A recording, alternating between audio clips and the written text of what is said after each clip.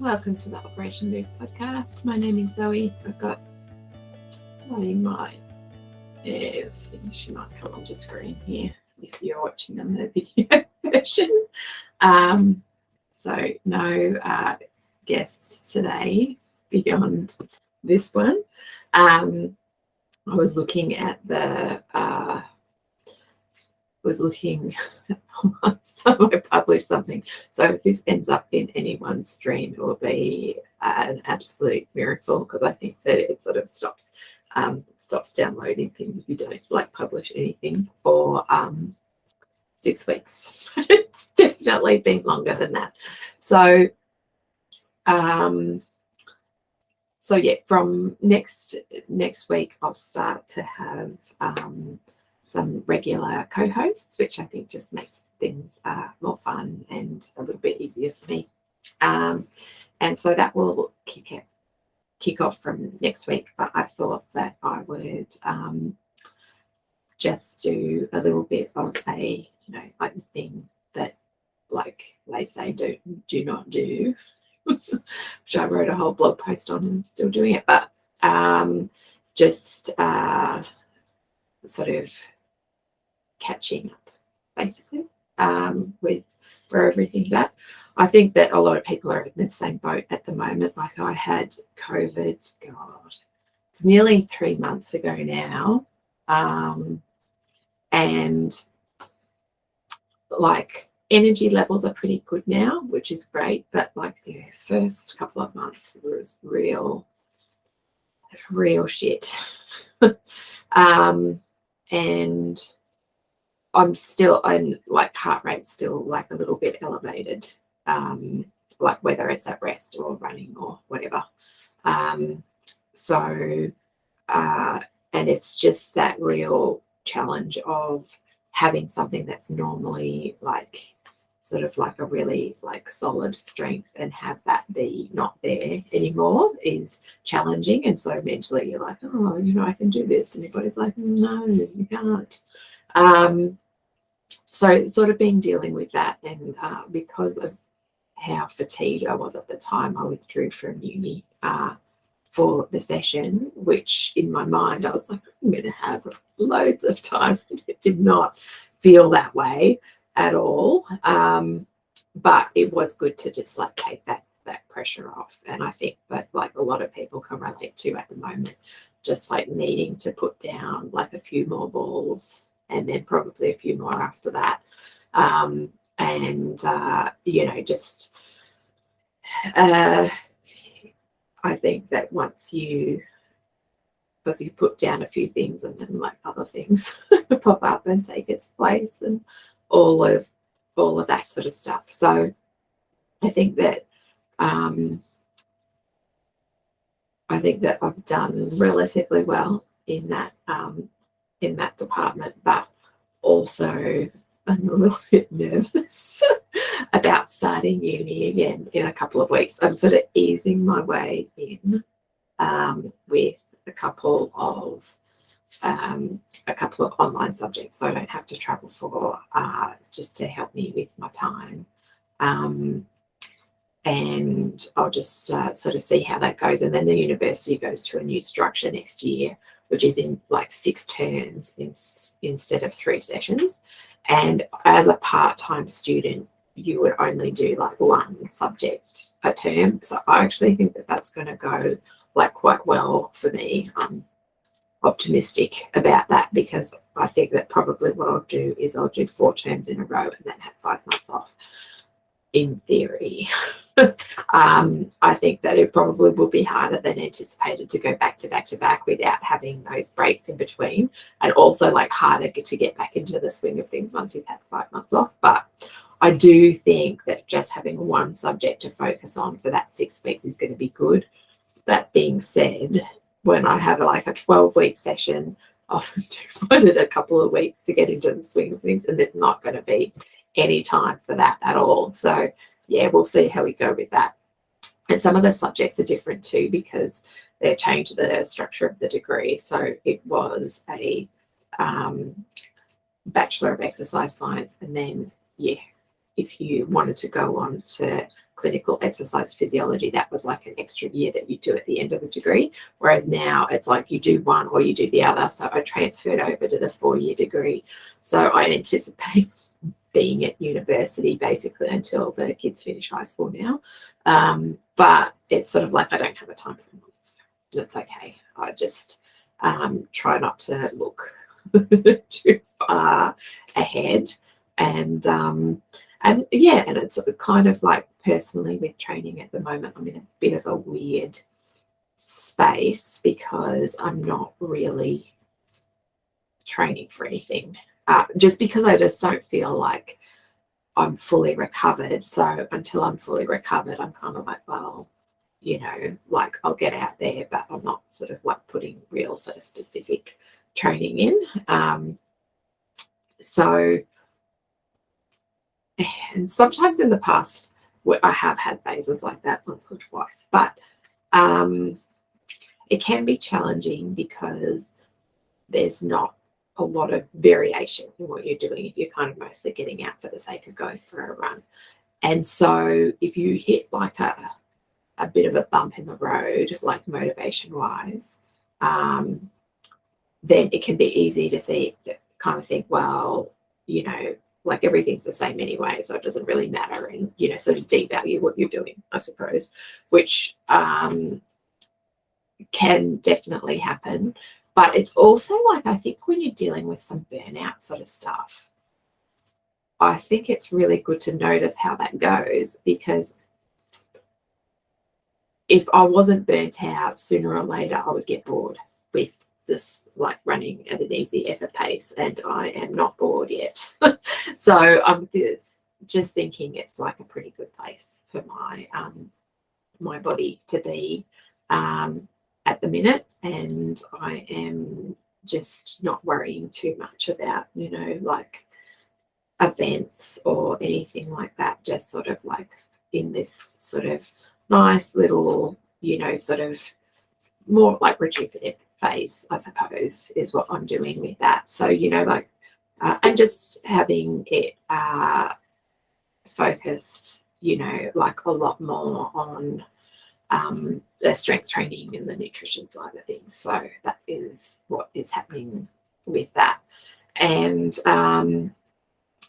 yeah, I think that probably there are a fair few people in that boat at the minute, where it is kind of challenging to find your way back after, you know, like either with, you know, sort of having some long COVID like I have, or just having like long periods of disruption, or like you get into a good swing of things and then you get sick again, and, you know, just because everyone seems so much susceptible to, you know, colds and flus at the minute, and they seem to, at least with me, and the kids, they just really seem to knock us around a lot more, just not having been sick, I guess, for such a long time.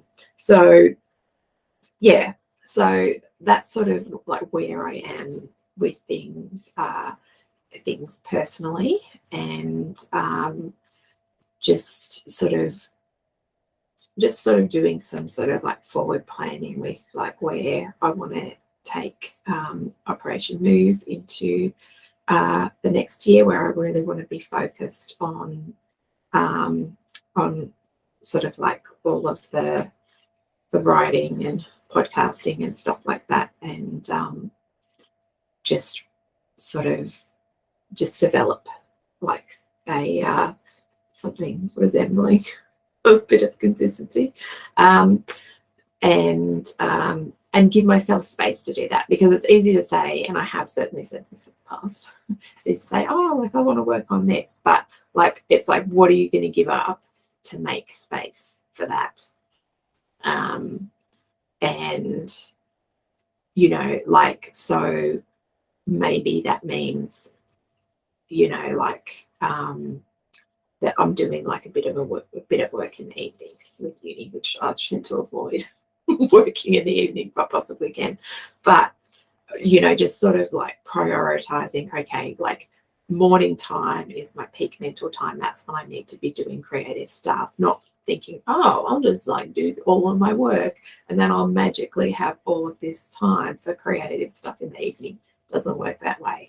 You know, like there are loads of stuff that I can do with sort of like uni or work stuff that don't require a huge amount of like mental capacity that I can do in the evening. And just because mentally I like that feeling of like having it ticked off, that I'm kind of making space, but I'm not like making useful space.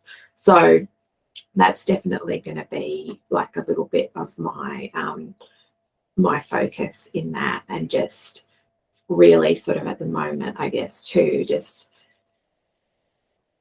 I think one of the things with being kind of incapacitated with COVID is have been sort of really getting into all of my yarn art stuff. It's like the slowest knitting ever. It's so slow. Anyway, and just noticing how having one creative outlet can really feed into others, and not like, oh, like if I do this, I won't have time for that, you know, all of that sort of stuff. And just enjoying the real, like I think the challenge with online stuff is it is real, but it can be like hard to sort of like pin down like what you're actually doing. So like I really enjoy like some of that sort of like physical actual craft where I can like look and like I'll like tuck my daughter in and I like see the blanket. So like I think that like sometimes it's really important to be able to like see what you create. And because it's not always obvious when you're like standing right next to it, and all that sort of stuff. So I think that it is a